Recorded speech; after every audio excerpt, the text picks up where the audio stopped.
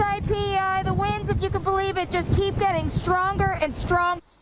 Amazing job they've been doing out there. That was Jacqueline Whittle from earlier on Sunday. Mark Robinson and Jacqueline will be live in PEI through your Monday. And Nathan Coleman will be joining us from Halifax, where the municipality of Halifax has asked residents to not go out on the roads for the next 24 to 36 hours due to the flash freeze. As you can see, this nor'easter is still bringing plenty of widespread warnings. Moncton still in a blizzard warning. Fredericton now in a blowing snow advisory due to the winds. And then we also have blizzard warnings throughout Newfoundland. Look at some of these peak wind gusts, and that's because of this poisonous tail of the back bent occlusion. Yes, that is a mouthful, but it's basically a jet sting. So what we have are upper level winds making their way in a snake-like fashion down to the surface, and that translates to hurricane force gusts. Prince Edward Island, that could be your story, particularly through the pre-dawn hours. So wind warnings have been issued. The Wreck House wind warning, that has dropped, but it's still, even if you're not in a wind warning, going to be very gusty through your Monday.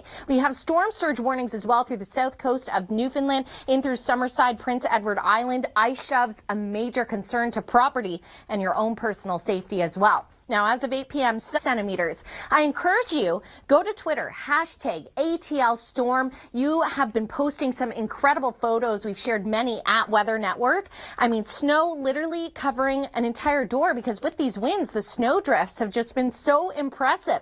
Continuing through Monday, we'll see the lingering effects in the Maritimes, still packing quite a punch through Newfoundland. Into Tuesday, you get a bit of a break, but another system may be arriving for you for midweek. You can see this Gulf low is what we're watching. Now in Ontario, you see the frigid icon, and boy, do we mean it. We're talking feeling like minus 38. Needless to say, the family day activities quite possibly turn indoors. You can see this flood of Arctic high, very cold air. I mean, on the legend here, the purples start at minus 15, and those are going to be lingering through your week. So unfortunately, staying below seasonal. Through the prairies and out to the west, a pretty different story here. You can see where the warmer sector lies. This cold front here, this little clipper, is going to spawn a couple flurries, but it's not going to be highly impactful for you. I mean, all said and done, to 5 centimeters in swift current. It could make roads a little bit greasy, but travel shouldn't be too dangerous for you. Vancouver, 6 degrees for Monday morning. You are above seasonal all week long, getting into the double digits for your highs. Calgary starting things off minus 4 with that mix of sun and cloud. And Regina overnight minus 14, seeing those cold conditions. Hashtag ATL Storm. It's pretty unbelievable. Looking at our temperatures across the country, though, Sunday, Vancouver above seasonal at 10 degrees. Really look at this warm sector to the west. And then you can see where that ridge of Arctic air has sunk south. We're going to have frigid conditions through southern Ontario, perhaps even seeing the coldest air in 21 years. That makes frostbite a concern with some of these wind chills. I mean, frostbite can set in as little as 5 minutes, as much as 30 minutes. So you need to have all the layers. In northern Ontario, into Quebec, we have extreme cold warnings. Those warnings as well encompass pretty much all of southern Ontario. It's going to be a frigid start to your Monday, feeling like minus 32 in the city of Toronto. And look at that core temperature of minus 23. Has that potential of being record breaking. And this is what I mean from the difference from west to east. Sticking that way for a while. I mean, really mild along the south coast of BC. And then just this defined line of cold air not lifting anytime soon. Neither is winter's wrath with the nor'easter.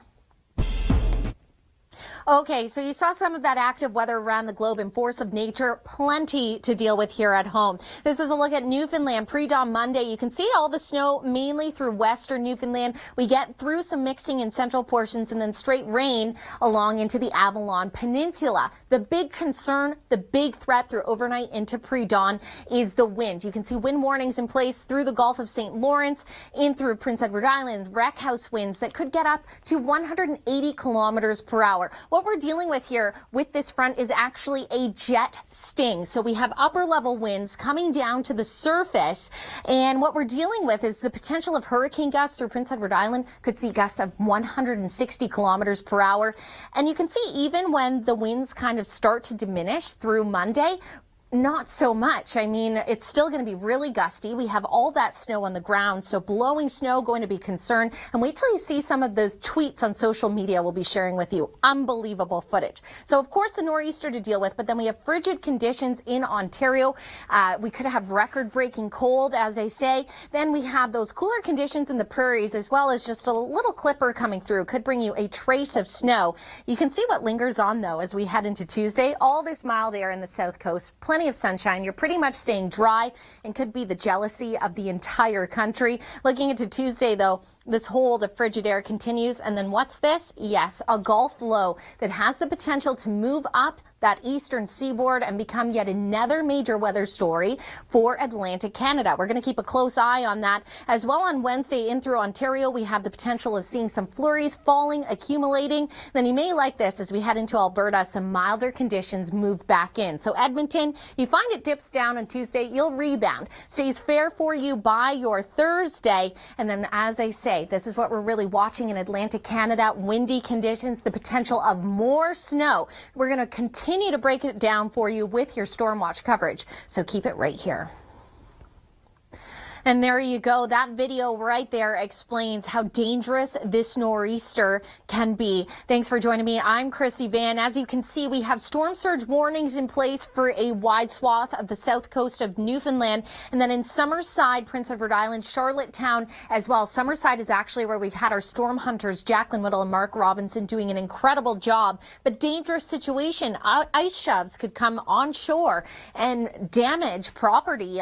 Safety needs to be kept greatly top of mind, especially with all of this. I mean, you can see still a wide swath of warnings in place. One interesting thing to note here, Fredericton was in the blizzard warning earlier. That has dropped. Moncton's still in it, but you can see Fredericton's now transitioned to the blowing snow advisory, and the winds are really going to start to become the greatest concern of this system. The Maritimes into Newfoundland, we have been seeing those impressive wind gusts. It's going to continue. Wind warnings in place. You can see along the Gulf of St. Lawrence, wreck house winds could get to 180 kilometers per hour. And what we're going to be dealing with as we head in through these pre-dawn hours is upper level surface winds snaking down. And it's basically like, it's called a sting jet. So think of the sting of a scorpion. That's how much of an impact these winds are going to have. We could be seeing hurricane force gusts continuing for some time. And that's town, and for many, that snow continuing to fall. The bulk has already fallen, so you can take a bit of solace in that. What we've seen through southern parts of Nova Scotia was a situation of periods of rain. Then the temperature cooled down. In Halifax, flash freezing actually left vehicles frozen in the ground. Really not sure if they'll be able to get those out. This system continues to have the impact overnight with those strong winds. Snow moves through western Newfoundland. Doesn't clear out till about Tuesday, but guess what? We're watching this Gulf low. That could become your story midweek. Now, across the country, we have frigid temperatures to talk about. Mild conditions through the south coast of BC. We'll cover those details with your Storm Watch. Snow continues to ravage Atlantic Canada.